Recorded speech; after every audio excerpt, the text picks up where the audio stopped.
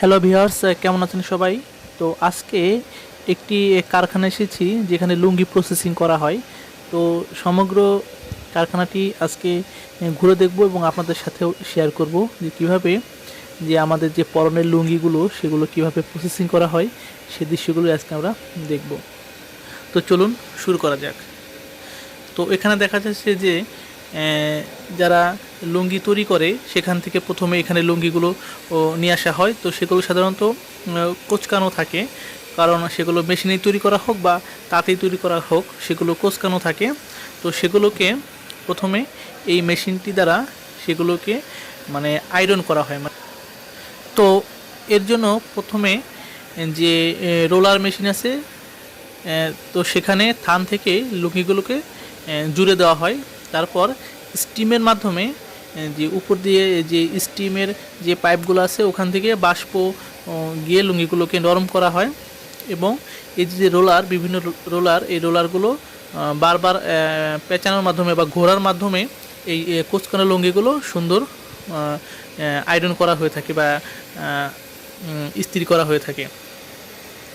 তো এই যে বড় বড় রোলার মেশিনগুলো দেখছেন, এগুলোর মাধ্যমে পেঁচিয়ে পেঁচিয়ে লুঙ্গিগুলোকে সুন্দর আয়রনে পরিণত করা হয়। এই যে দেখছেন এখানে যে কোঁচকানো লুঙ্গিগুলো সুন্দরভাবে আয়রন হয়ে আসছে। বা আমরা যখন লুঙ্গি ক্রয় করি তখন সেগুলোকে মার দেওয়া থাকে বা লুঙ্গিগুলো বেশ শক্ত থাকে। এই কাজটাই মূলত এখানে করা হয়। দেখেন কী সুন্দর চকচক করছে। বাট ওই পাশ দিয়ে যখন লুঙ্গিগুলো দিচ্ছে সেখানে এগুলো বেশ নরম এবং কোঁচকানো থাকে, মানে অনেকটা সফট থাকে। বাট এখানে আসার পর এটা একটু হার্ড হয় এবং দেখে অনেকটা সুন্দর হয় এবং দেখে যে চকচক করে একটা ভাব আছে সেগুলো। এখানে এই নরম লুঙ্গিগুলোকে প্রসেসিং করার পর এখানে রোলার তৈরি করে রেখে দেওয়া হয়েছে।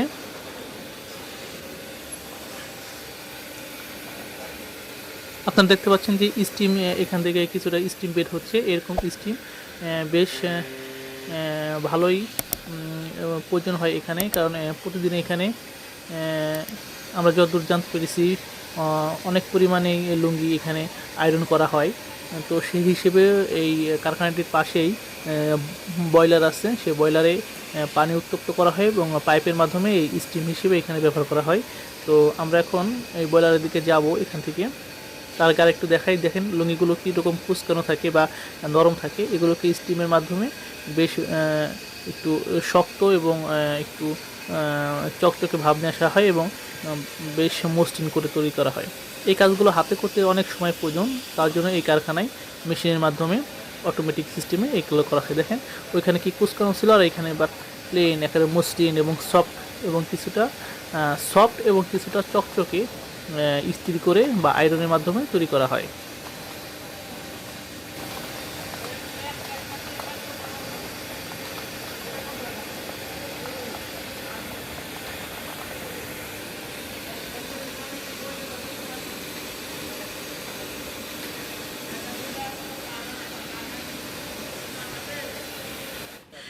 তো এই হচ্ছে বয়লার অংশটি, যেখানে পানি গরম করা হয়। তো এখানে দেখছেন যে চুল্লিটি, এখানে গাছের কাঠ বা লাকড়ি দিয়ে প্রচণ্ড পরিমাণ তাপ সৃষ্টি করা হয়। এই তাপে বয়লারের ভিতর যে পানিগুলো আছে সেই পানিটি উত্তপ্ত হওয়ার ফলে বাষ্প আকারে উপরে পাইপ দিয়ে কারখানায় চলে যায়, যার ফলে এই বাষ্পটি ব্যবহার করা হয়। এখানে থরে থরে সাজানো রয়েছে কাঠ, যেগুলো দিয়ে এই বয়লারে উত্তাপ দেওয়া হয়।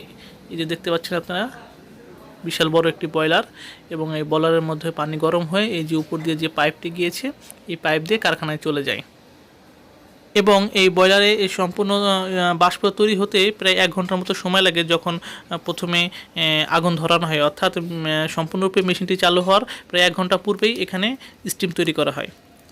তো আশা করি ভিডিওটি ভালো লাগলো, আর ভালো লাগলে অবশ্যই চ্যানেলটি লাইক, কমেন্ট এবং শেয়ার করবেন। ধন্যবাদ সবাইকে। টাটা।